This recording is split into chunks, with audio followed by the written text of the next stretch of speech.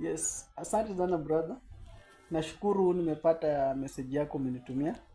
Unajua nilikuwa na wasiwasi sana, nashangaa mbona unakaa hivyo, lakini nimeelewa. Unajua sasa, kumbe sikuwa najua ndio unapata lakini nimeshapata hiyo 10k. Sasa kwa saizi naweza kwambia usiogope kuniomba pesa. Pesa niko nayo.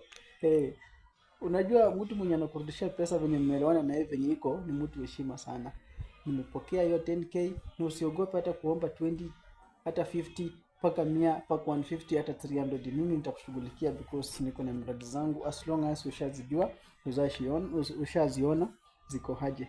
Unisaidie kabisa hapo hivyo. Wewe sema kitu unataka kuanzia saa hizi because nishapata authority ya kushughulikia na kila kitu. Nimeshakuamini kabisa, usiogope.